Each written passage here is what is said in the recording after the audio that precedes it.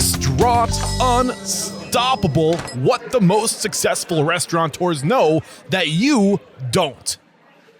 And that's part of what I'm hoping to do with this podcast is to let people know that you don't have to be beholden to the standard 10% or 15%. And when my dad was in the business, he said the magic number was 6. If he could make 6%. And that's part of the broken model of this industry. And we accept it, which is part of the issue, but we need to collectively say that's not enough. That's not enough to do what we're expected to do by today's standards. Take care of our people. We need more, right? Well, netting more doesn't necessarily mean paying up to our team, right?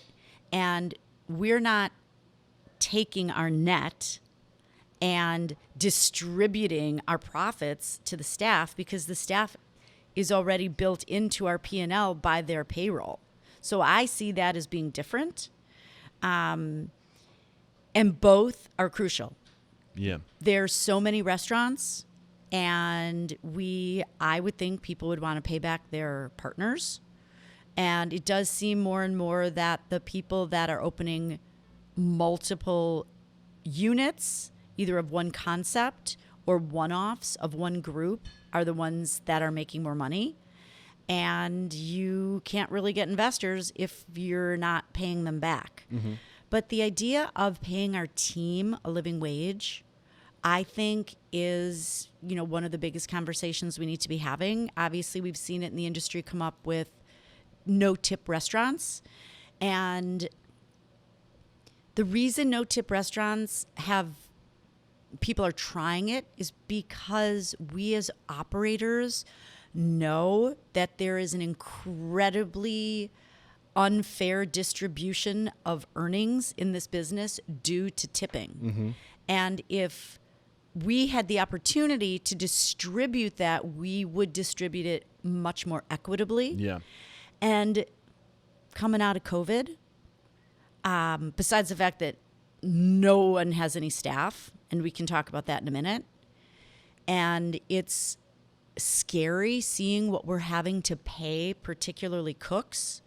Scary meaning just to get them. Like how much or how little? Much? Okay. How much? Oh my God. Yeah. We can't staff the restaurant and we're paying twice as much as we were 10 years ago. I mean, right now, because we're so close to it and because we're having to make this change, I feel like the pain is really significant because it's right there. But do you think long term, meaning like when we 10 years from now, when we look back at this and looking at the pandemic, I think there's going to be silver linings because I think there's going to be a lot of positive things that come out of it. Maybe it doesn't feel positive because we're paying so much, but I feel like long term it's going to be a good thing. No, I think those that have survived have already seen the silver linings. Yeah, I believe that those that have survived could not have survived without already recognizing the silver linings. They survived.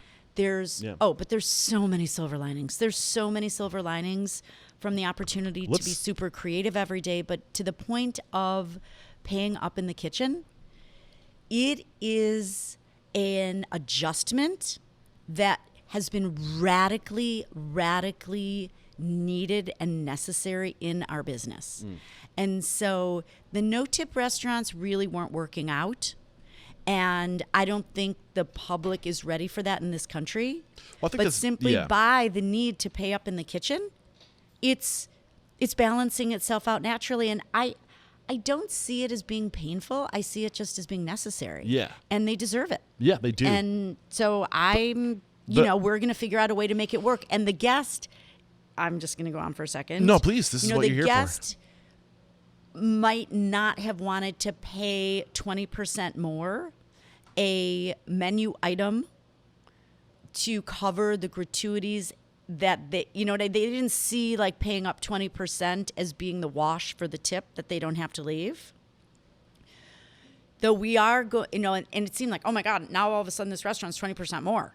But now we as operators are deciding, do we need to raise our prices? Yes. Do we need to shrink our dishes to keep a price similar so that the guest doesn't feel gouged? And that goes back to this fundamental lesson from my dad is you got to watch the numbers. Yeah, you got to track it. You absolutely have to track it. If you don't know, like, how do you know how you're doing if you that's the game of business. And that's how you keep score and how well you're doing, right? Those numbers are so That's important. how you stay open. Yeah, exactly. And that's winning, right, in this industry.